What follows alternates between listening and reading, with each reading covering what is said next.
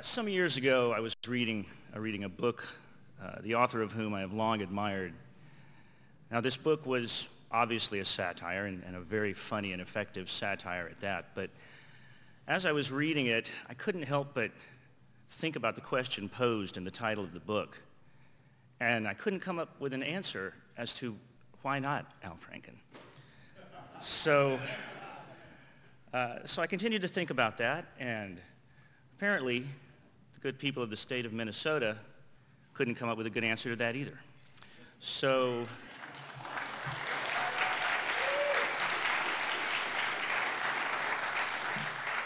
due to their wisdom and insight and intelligence, thanks to the good people of Minnesota, I have the honor and the pleasure of introducing Senator Al Franken.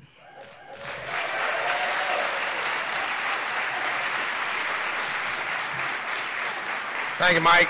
It's great to be here with the Future of Music Co., and it's great to be here with Mike Mills of REM. I love how the Future of Music Coalition gives exposure to new artists like Mike. I've had my eye on these guys, REM, and you watch out. They're going to take off. They're out of this whole Athens, Georgia scene. Look out for some young kids called the B-52s. Maybe, Michael, you should have them here next year at the Future of Music Coalition. And thanks for holding this in such a futuristic-looking room.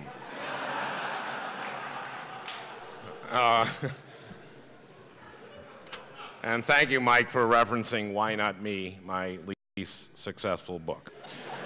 Now, as you probably all know, I got to the Senate a little late, but I didn't get here too late because we're debating issues of major consequence right now: healthcare, the economy, the course of the war in Afghanistan. And one of the issues you don't hear about as much, but one that will tremendously impact our lives, our economy, and yes, the future of music, is net neutrality.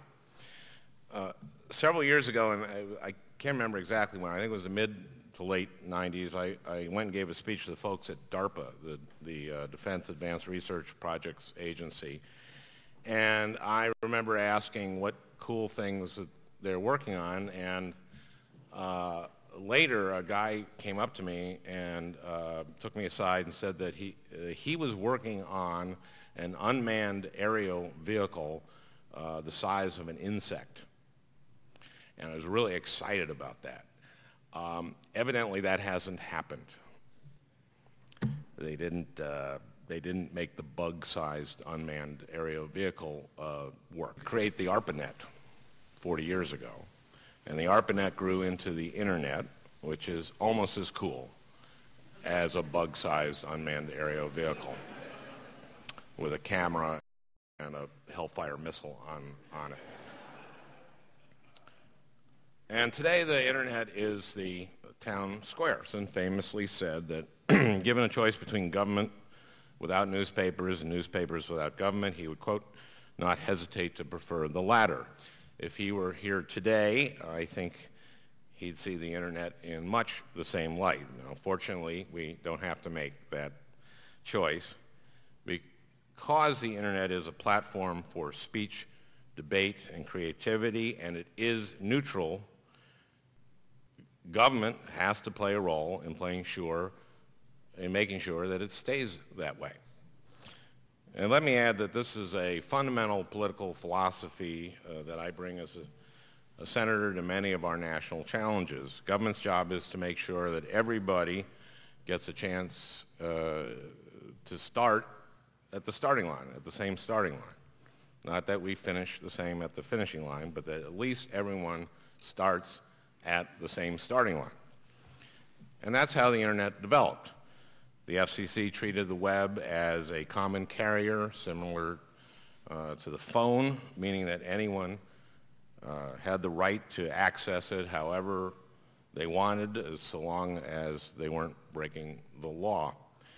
But as high-speed internet became available, the cable and telecom industries convinced the FCC to change the rules to give corporate internet service providers, ISPs, the power to, quote, to use, quote, network management as code for finding ways to squeeze more cash out of their networks. And as a result, the freedom and openness of the internet has become seriously challenged. Right now, a blog loads just as quickly as a corporate web page. An email from your mother comes through just as smoothly as a bill from your large bank. An independent bookstore can process your order as quickly as Barnes & Noble. A garage band can stream its songs just as easily as a multi-platinum super band like REM. Don't like the internet so much now, do you, Mike? I think if I had actually said those words correctly, it would have helped the joke.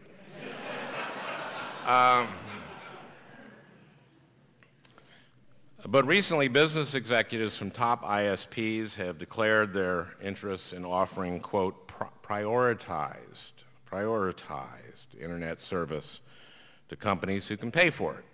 In other words, a company like Microsoft or Amazon could pay for its content to be delivered over a high-speed network, relegating a blogger or a mom-and-pop store to the slow lane. That would transform the internet from a free, open, and competitive playing field into a pay-for-play arena in which citizen bloggers, nonprofits, and small businesses are simply outgunned by major media conglomerates. That would turn the World Wide Web into a system of separate and unequal networks. And it raises two major issues. First, it raises the issue of censorship. Once service providers are in the business of deciding what content moves at what speed, they come very close to deciding what kind of content moves at all. Second, this is about entrepreneurialism and innovation. Great innovations can only take place on an even playing field where the little guys can go head-to-head with the big guys. If we change the rules of the game to benefit the big guys, innovation will suffer. So the issue here isn't only what might be blocked from us, but the issue is also what might never be developed in the first place. Okay, so let me talk about each of these. First, censorship. Take a look at Iran.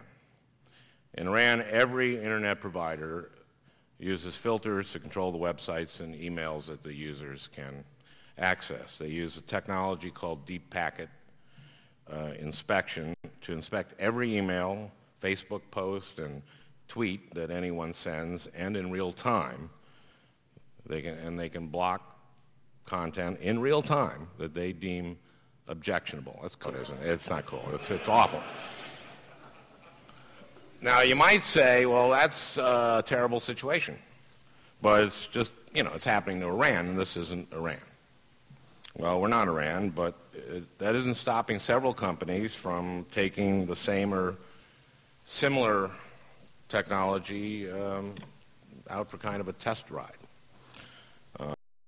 You may remember that in 2007, Verizon refused to allow the pro-choice group NARAL to send text messages to supporters, even though they had signed up to receive them. Verizon's explanation was that they had the right to block, quote, controversial or unsavory messages.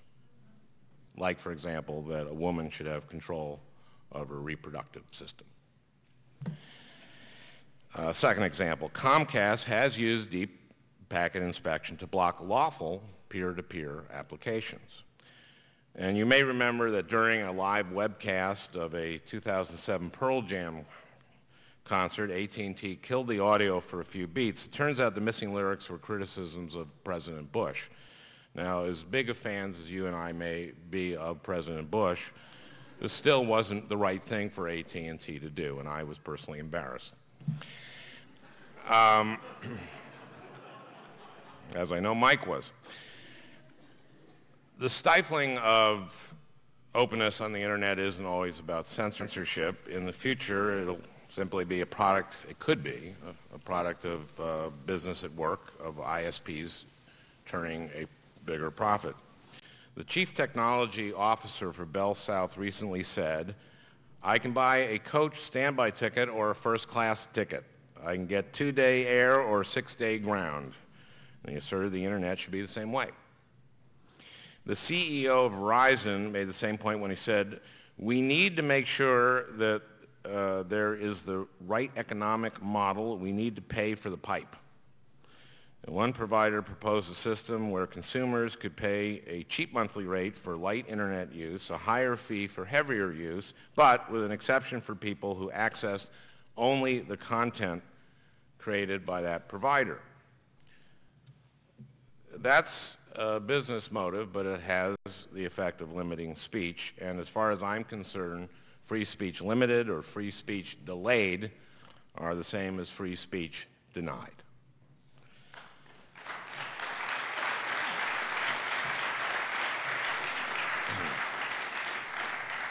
Because the truth is that the internet is the town hall of the 21st century. In the 1997 decision, Reno versus ACLU, Justice Stevens wrote, "Through the use of chat rooms, any person with a phone line can become a town crier with a voice that resonates farther than it could from any soapbox.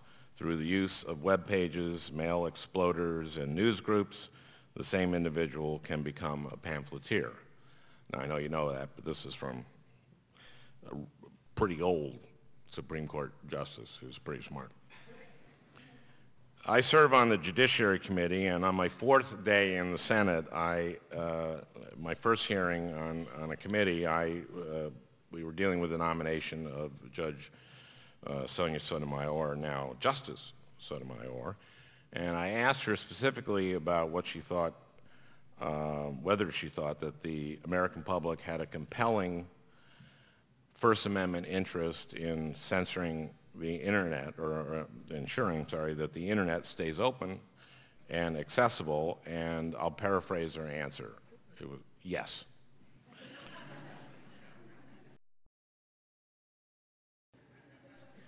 As noisy and messy as it may be, the internet is a democracy, and because of that, it is a critical part of our democracy. But in the absence of strong legislation prohibiting ISPs from regulating content, that may not always be the case.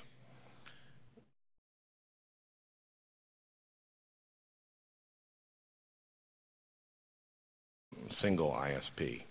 If that rural ISP decides to favor or cut special deals with big companies or the companies that the ISP owns, rural users will be subjected only to the viewpoints that the ISP favors.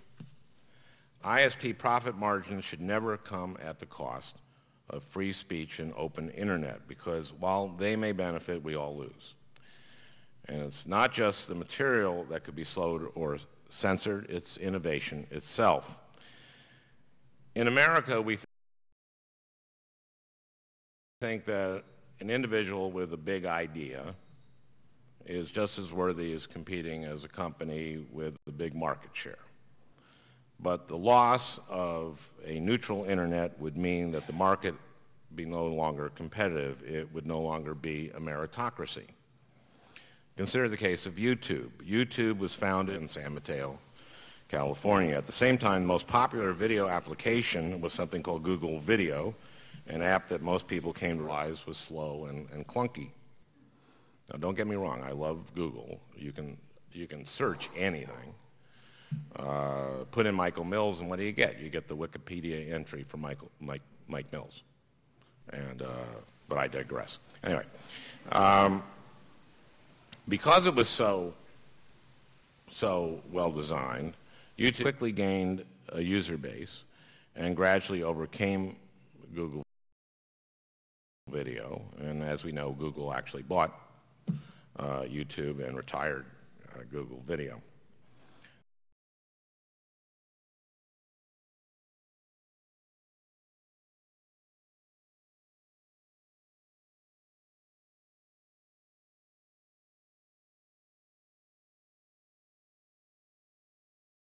Now, this all happened because YouTube and Google Video competed on the same playing field, accessed the same internet, and for premium access, Google Video would have secured priority status, leaving YouTube to a second-tier track, and YouTube would have loaded too slowly to win viewers, and we'd be stuck with Google Video.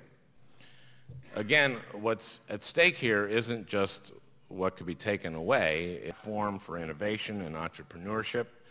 Guaranteeing its continued success isn't just about giving consumers better apps. It's about the economic future of our country. Now, I know many of you in the music and entertainment industry are concerned about where net neutrality fits in with your efforts against piracy. Having spent much of my life as a writer and entertainer, I own copyrights too, and I share your concerns. But net neutrality is and must be explicitly a matter of protecting lawful content, applications, and usage. Whether we do it through statute or regulation, ISPs must and will retain the right to combat unlawful usage of the internet. Now, how we do that technologically is an enormous question. You may remember when Senator Ted Stevens insightfully pointed out that the internet, quote, is not something you just dump something on, it's not a truck, it's a series of tubes. In making that statement, Senator Stevens illustrated why some members of Congress might not be the right people to answer that technological question. And that's why it's good news that the FCC is now taking the lead in this battle. Chairman Julius Genachowski, whom you'll hear from later today, announced that the Commission will be issuing pro-net neutrality regulations.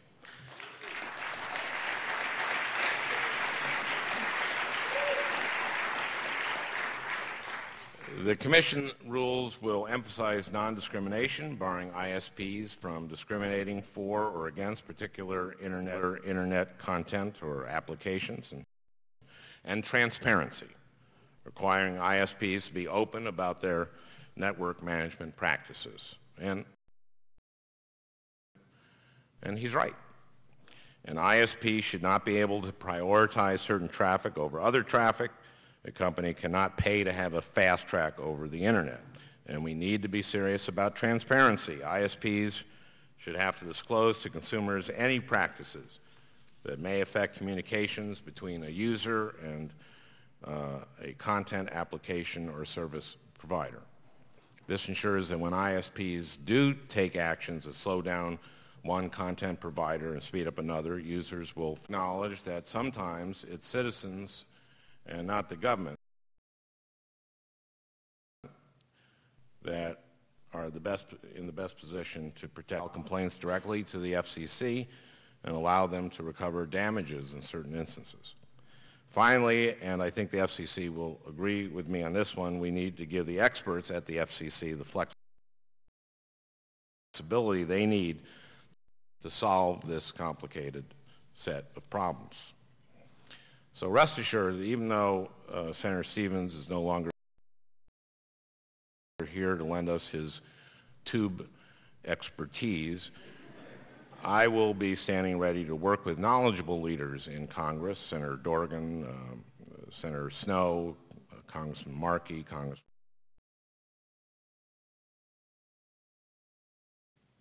The FCC is on board, and so are critical leaders in Congress. In addition, President Obama has consistently voiced support for net neutrality.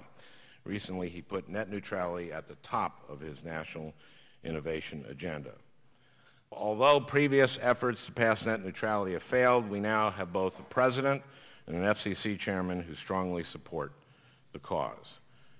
This is not to say the debate is over and won. Some of my colleagues have already introduced legislation to block net neutrality efforts.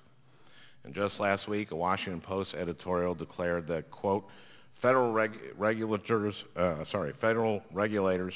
should not be telling internet service providers how to run their business. And net neutrality will, quote, micromanage what has been a vibrant and well-functioning marketplace. Ignore for a moment the irony that a leading newspaper would come out against a bill whose purpose includes protection of free speech. Let me say that net neutrality is not a matter of needless government intervention. It is a necessary response to verifiable instances of ISPs discriminating against users based on applications they use, and ISPs voicing their support for a separate and unequal internet.